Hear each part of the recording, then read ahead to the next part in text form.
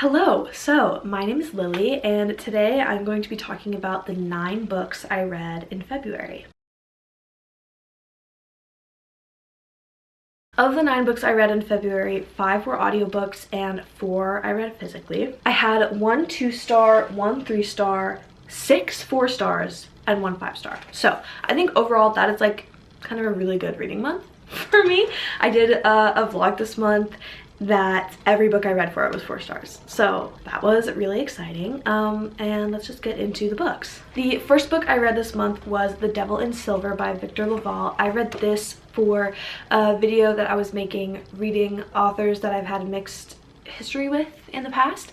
I really like this book. I gave it 4 stars. It's about a man named Pepper who gets arrested and then sent to a psych ward, essentially, instead of being put in jail for the night. And it's about his experiences in this facility, the people he meets, his fellow inmates, that's not the word, the mistreatment of mentally ill people within the healthcare system, and there's a devil there. Is the devil real? Is it a metaphor? Is it in their heads? I really enjoyed this. I thought the commentary about people who are othered in society and how they get treated because of that, and then how that treatment further others them and separates them and isolates them from society. I thought that was pretty strong and impactful.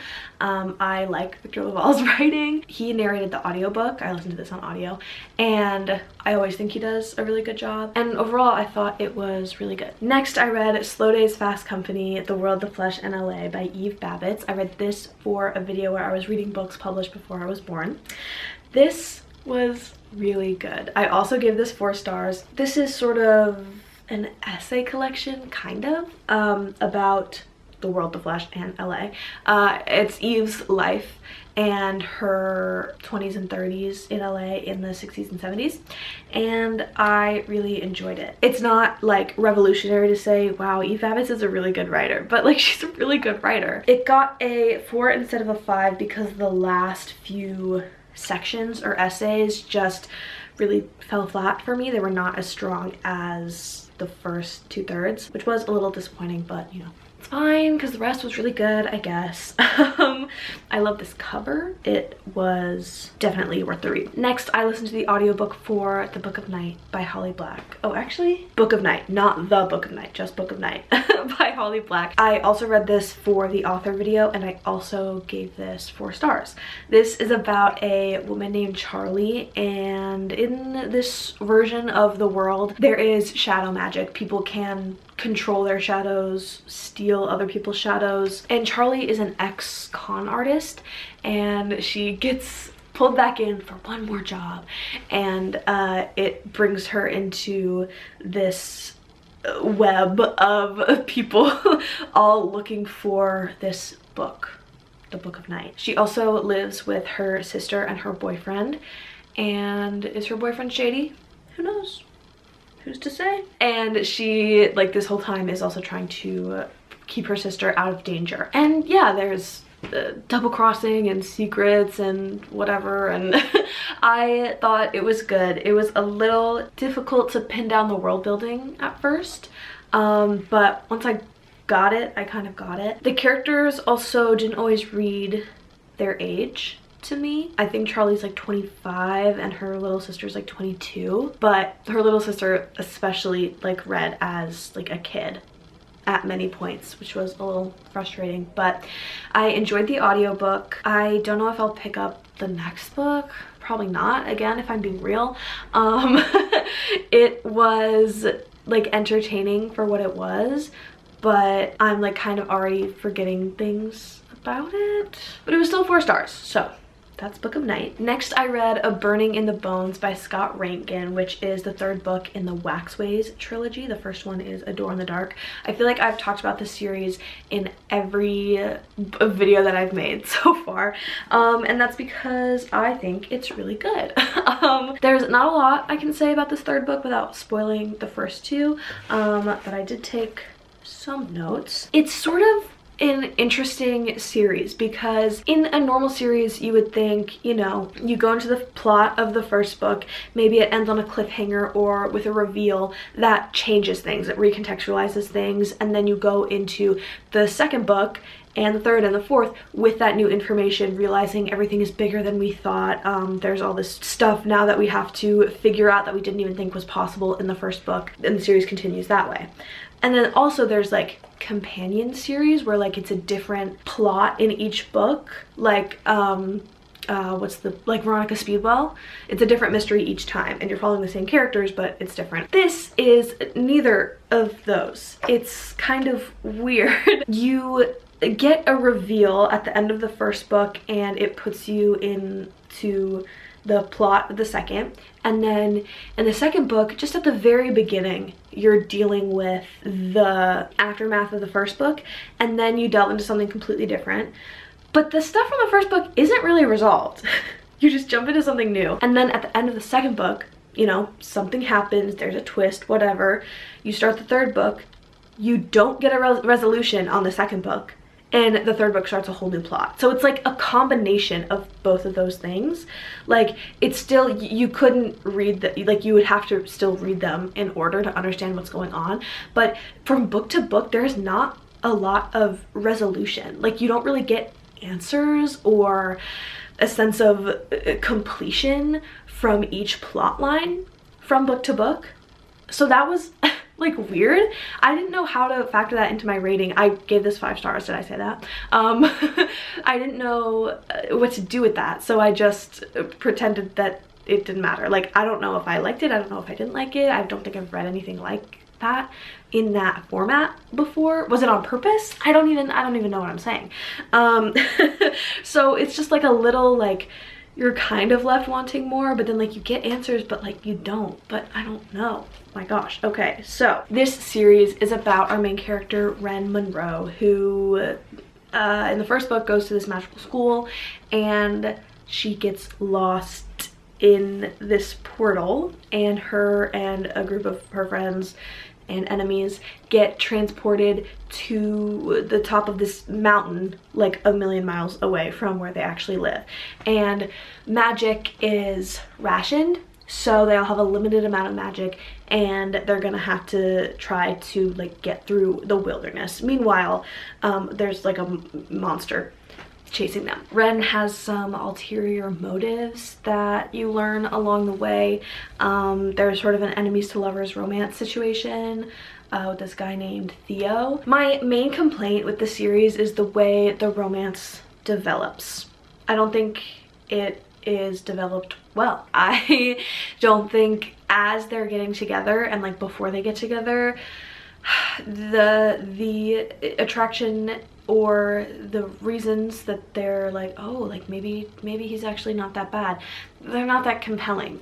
It's all very fast and very surface level, that development. But in the final book especially, the way that their established romance is written, you really feel like, oh wow, they really love each other, they're really in this, like this is, they're really like, as a couple, like they are really like the most important person in each other's lives. And that is really written very convincingly, I think, which I felt was weird because the whole lead up I was like, oh come on, like this could have been a perfect book, but the romance is just like not well done. Like oh, why? We were so close, we were so close. And then in the last book it's like, wait, how did we get here? This is really, wow, have they always been like this? Like, is this crooked? Yeah, it's crooked. Is that worse? If this has been crooked the whole time, sorry. If it's even more crooked now, sorry. I can't tell. So what was I saying? So yeah, in the third book, the romance, it felt real, but all the lead up was not there. Overall, I really like this series. I feel like I have been generous with my 5 stars. They all probably deserve 4 stars. Like, they're not the peak of literature, but I really enjoyed the plots and the characters, and I thought it was pretty creative. The third book also features that thing where if like something like brainwashes one person, it can then like get to more and more people, like Allie in the 100. That's like one of my favorite things, and this third book features that, and so I love that. Like, that's, I don't think you'd call that a trope. That's one of my favorite like plot devices. Yeah. Next, I listened to You Should Be So Lucky by Sebastian on audio. I gave this book 2 stars. My Goodreads review says, why can't books be good? And like, yeah, God, like, why can't books that I think I'm gonna love, or at least like, be good? Why are books bad? I hate when books are bad. Like, I'm so, again, if like you love this book, I support you. I do. But this experience was just really not for me at all, really, in any way. So you've again probably heard of this one. This is about a baseball player and a reporter in the 50s named Mark and Eddie. Eddie's the baseball player, Mark's the reporter, and Eddie is in like a terrible slump, and Mark is sent to write these like diary entries, fake like little, you know, things about him in the paper to revive his image and his reputation, because all of New York hates him, and obviously their romance with each other. This was fine. Like, I didn't like it, but it was fine. I'm calling it bad. I'm being dramatic. That's the truth of it, frankly. This is mainly about Eddie coming into his queerness and understanding or realizing for the first time the importance of a community.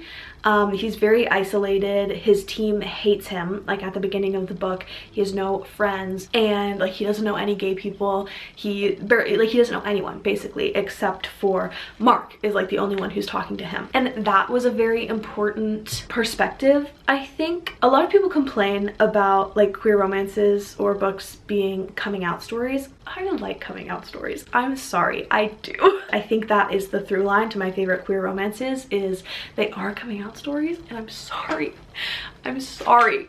Okay, I read Red, White, and Royal Blue when I was like 13, and that just in my brain forever now. Like, there's nothing I can do about that. Like, sorry.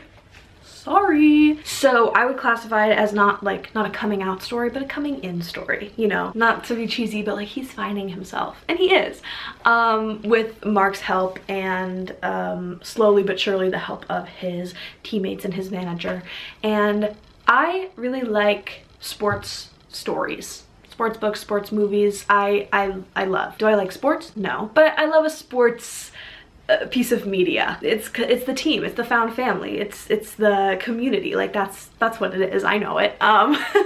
And this did not have enough baseball to make up for the subpar romance. That's the truth. And I was upset. They skipped. You never got to see any gameplay, really. You would be like, oh, after the game I did this and this, and I saw Mark in the reporter's booth, and blah blah blah, or like, gosh, that last game was a doozy, here's how, blah blah blah. And it's like, just show me the game, let me see the game, let me see you playing baseball. That was really annoying for me. I think this could have been a 3 if there was any baseball gameplay whatsoever. So yeah, there wasn't enough baseball to make up for the whatever romance, and the romance wasn't good enough to make up for the fact that there was not enough baseball. So I just lost in every possible way. I felt like this was boring. I felt like it went on way too long. It's like the size of a normal book. It's probably like 300 pages. The audiobook was like 10 hours. That's normal. It was too long. Nothing happened. It's like, oh, they go to each other's houses and they're like, should we be together? And they're like, no, we shouldn't. Like, you can't be gay. It's the 50s. And they're like, but I want to be with you. And they're like, yeah, I want to be with you too. Oh, but we can't be together because we're gay and it's the 50s. You can't be gay in the 50s. And it was just over and over and over and over again. There were multiple times where I felt like, okay, are we wrapping things up? Is this about to end? And I check and I have like 4 hours left of the audiobook. I'm like, what are we doing? What was all this time spent doing? Nothing. Was it developing the romance? Sure. Did it do it in a way that I didn't like? Yeah. So it doesn't actually matter. One thing I did like was that there was no third act outing. I really hate that. I was almost expecting it because so much nothing had happened. I was like, okay, there's gonna be some big thing. It's gonna annoy me. But there wasn't. So that was good. The audiobook, terrible. Let me just explain to you how atrocious this was. And the thing is, I powered through because I thought I was gonna love this book. I did. And I listened to this just absolutely fucked up narration. I'm so sorry to this audiobook narrator. Your voice sucks. It's like not like After a year of doing basically nothing, although Lillian is forever clapping him on the shoulder and earnestly telling him that survival is something, it's wonderful, darling, a testament to his strength. Mark Bailey finds that it's a bit of a shock to the system to discover he's in the middle of a meeting with his boss. That was on 1x speed. I was listening on 1.65, I believe. Sure, they're in a grimy Irish bar instead of the Chronicle's wood-paneled conference room. And they're drinking watered-down gin instead of coffee. And nobody's there to take notes or waste time by talking about golf. But it's still a meeting, no matter how Mark looks at it. God help him. That is terrible. That is perhaps the worst audiobook I've ever listened to in my life. It was so bad. It was so bad. And I was so convinced. I was like, I'm gonna love this book. This is gonna be for me. No. I don't like romance. I don't like... Why would I think that something would change about me and I could be different? No, I don't like romance. So I listened to this and it was bad. And then I was so shocked and disappointed. And let's just move on. Okay? There are brighter times ahead. Next, I read Geek Love by Katherine Dunn. I also read this for the reading books published before I was born. I gave this 4 stars. I really like this. The ending lost it for me. I was mad. I was upset about the ending. But this overall is just so good and insightful. It is about this family of circus freaks. It's a family fabulon that they run, and the parents breed their children to have like physical differences that allow them to be the attractions for their like circus. They like, every time the mom gets pregnant, they like experiment with a bunch of different drugs to try to get the kid to like come out weird so that they can be a part of the carnival. The oldest brother, Artie, is Aqua Boy. He has like flippers instead of arms and legs. Then there is the twins, who are conjoined twins, Iffy and Ellie. And the main character who we're in the perspective of is Olympia, Oli, and she is an albino hunchback dwarf.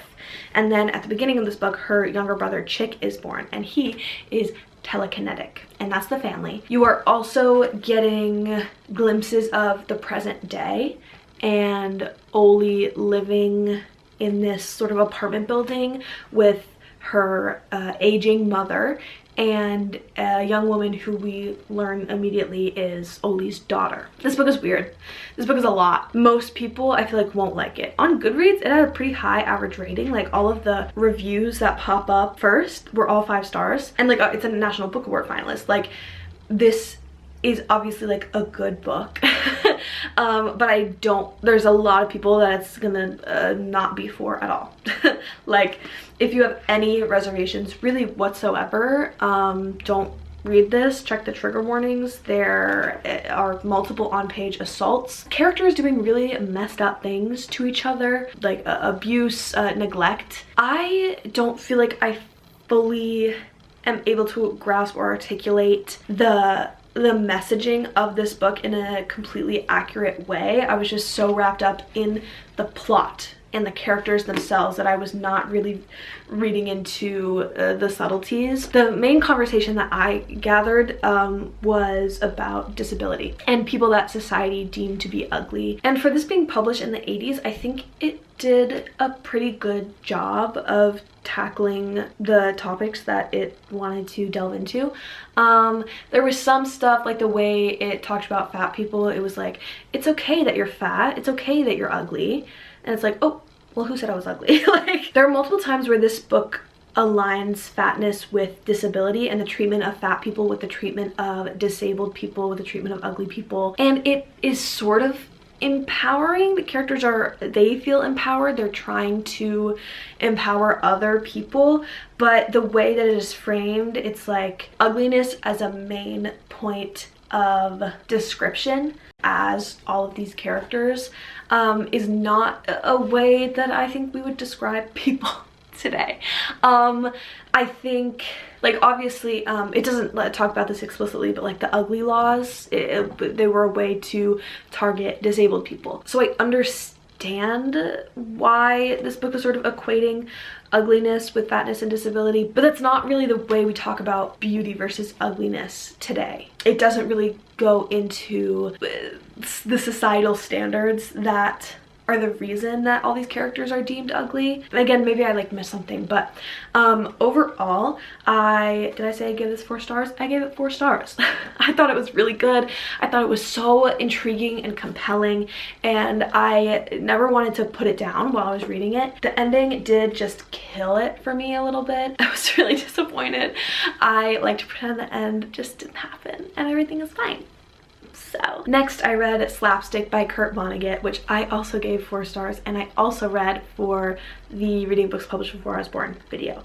This was really good. I gave it 4 stars. It was I felt it was honestly kind of similar to Geek Love in its absurdity and its weirdness. It was very interesting reading them back to back. I didn't even mean to. It just happened to be the next thing I picked up. It's sort of the autobiography of this man named Wilbur, and it's also sort of auto-fiction. In the prologue, Vonnegut talks about, he says, first sentence, "This is the closest I will ever come to writing an autobiography." It is sort of set in a dystopian world. It's a future that is weird and messed up, and it's interesting to read about his like interpretation of the future. You start with his childhood with his twin sister Eliza and how they were very physically deformed, and everyone around them sort of assumed that they were developmentally disabled, but in reality they were actually like insanely smart and like super intelligent. I think they learned like 5 languages by the time they were 7 or something like that, but they kept this knowledge like a secret from their parents and their caretakers, because since their parents were treating them in this way, they thought that's how their parents wanted to treat them and that's how their parents wanted them to be. So they, you know, kept their intelligence sort of a secret. And then you move on to his presidency. He's the former tallest president of the United States. There are some diseases that go around, some wars, some inventions, and it's just a very quick. This is probably the book I read in the shortest amount of time this month. It is so fast. All of the chapters, every page has these like paragraph breaks, like every few sentences, and the chapters themselves are like 3 pages each. So it is super easy to get through, and it's just like, it's a fun, weird, freaky little book, and I really liked it. I gave it a 4 instead of a 5 because I think because of its length, something was missing for me. Don't know what it was. It just didn't have that oomph factor that a 5-star has to. But I really enjoyed this. I think I liked it more than Slaughterhouse-Five, which is the only other Vonnegut I've read. Again, like, beware going into this. On the back it says, "See the world through his eyes, a world of mischief, piracy, lunacy, incest, plague, stunts, sadness, nervous laughter, and so on." And yeah, like, it's fully all of those things and a little worse. It's a little more too. It's like if Geek Love was a bit more fun. This book is like very dark. This book definitely has its dark moments, but it's so absurd in a way that Geek Love isn't, even though they kind of deal with this with similar things. I really enjoyed this. Next, I listened to Future Home of the Living God by Louise Erdrich. I gave this 4 stars. This is about a woman who is writing diary entries. I read a lot of books with diary entries this month, to her unborn child. And right now the world is going through sort of a reverse evolution is what they called it, I think, where babies are being born that are like caveman babies. Like, they're early humans and they are like, their brains are not developed in the way that ours are now, and all this stuff. And it's happening with animals, other animals, and plants. Like, vegetables start growing differently, the way they did like without GMO enhancements, stuff like that. This book is very sad. It's kind of hard to read. You're just following our main character Cedar trying to survive while also navigating meeting her biological mother for the first time. She is Native American. I think she's Ojibwe, and she was adopted out by a white family, which isn't really supposed to happen. And she's had like a pretty happy life, and then at the beginning of this book, when she decides to write these entries, is when she is meeting her biological mother for the first time. And so she's really like puzzling through how she feels about all of this stuff that's happening to her, obviously because it's her diary entries. There were a few instances where I wished we knew more, but that's just me. I always want to know more. In this case, it makes sense that we don't know everything because she doesn't know everything, and we only know what she is choosing to write down. So like I get that like we don't know what the scientists are learning like in the government, like I understand, but I wish we did, you know? So every complaint I had was pretty much not a fault of the book.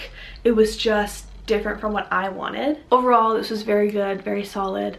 I would recommend it. Again, I would go in with knowing the trigger warnings. And then the last book I read in February was The Dollhouse Academy by Margarita Montimore. Margarita Montimore wrote one of my favorite books of last year, Una Out of Order, so I was so excited to pick this one up, and I was sorely disappointed. This is about a performing arts school, basically the Dollhouse Academy, and our main character Ramona and her best friend Grace have just been accepted to join, and this academy produces the best singers and actors in the world, and you're following Ramona as she goes into this academy and struggles a lot, has like interpersonal issues with Grace, her best friend, and then you're also getting the diary entries of Ivy Gordon, who is like the most successful actor who has ever come out of the Dollhouse, and she's talking about the terrible things that the Dollhouse did to her to manipulate her and keep her under their thumb.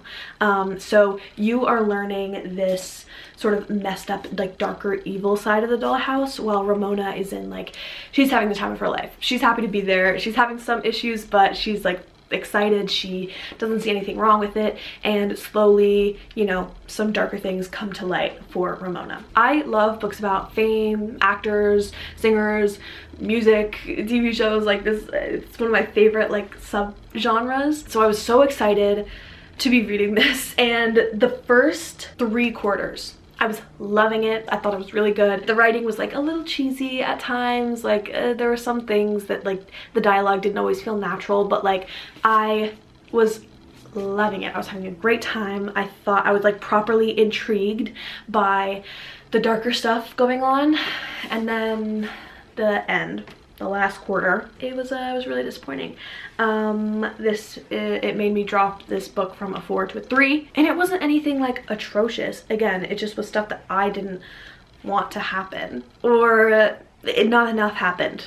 Basically, that's what it was. Not enough happened. There wasn't a big dramatic climax scene at the end, which felt appropriate for this book. I have said before, I don't like thrillers, and this isn't thrilling, and I was loving that. Like, it's not a thriller in the first section, and I was like, oh, this is great. I like this. And then at the end, when I was like waiting for like the big thing, like the chase scene, the person who you thought was good gets revealed to be evil, like whatever it may be, that thing at the end, there is no thing at the end. And it's a thing that like thrillers do. So maybe I do like thrillers. I like aspects of thrillers. And this did not have the aspect of thrillers that I like. So it just really let me down. It could have been so good. It wasn't scary, or the bad things that, you know, the school was doing weren't bad enough, weren't creepy or scary or shocking enough for this to be a horror. It wasn't thrilling. Like, is this just genre fiction? It feels like it shouldn't be. Like, it feels like it should be something more, and it just wasn't, which is really disappointing because the cover's great. I loved Una Out of Order. I was loving it. In the whole, like, the majority of the book, I was loving it. And then the end just did not clinch it like I needed it to. So I gave this 3 stars. It's fine. So that was everything I read in February. I don't know what I'm gonna read in March. I do a little bit. I just started listening to the audiobook of Margot's Got Money Troubles, so I'll be finishing that at some point. I have some video plans, of course. If you want to hear any more detailed thoughts on the books I read for videos, I will link those down below. And I think that's it. So thank you so much for watching, and I will see you in the next video. Bye!